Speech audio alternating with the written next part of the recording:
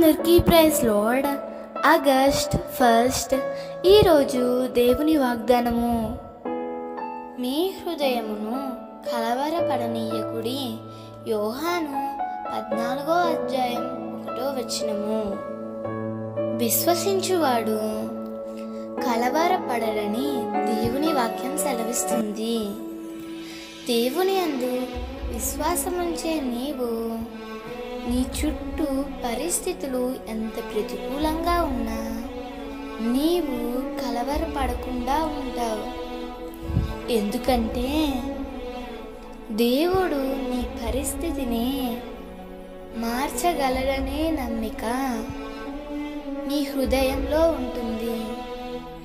ఆనాడు నయోమి కుటుంబము కరువులో కలవరపడి బెత్లెహేమును విడిచి మోయాబును ఆశ్రయించింది. ఆమె కలవరము ఆమె జీవితానికి నష్టమును తెచ్చింది. సమృద్ధితో వెళ్ళిన ఆమె సమస్తాన్ని కోల్పోయింది. కారణం ఒక్కటే, కలవరపడింది.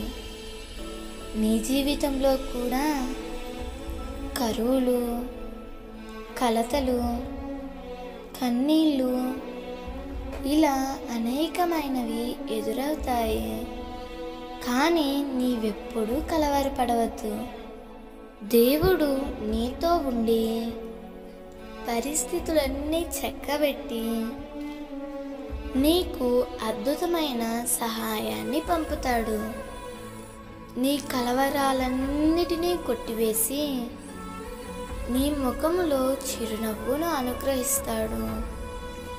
దేవుడు ఈ వాగ్దానము నీ జీవితంలో నిశ్చయముగా నెరవేర్చునుగాక. ఆమేన్.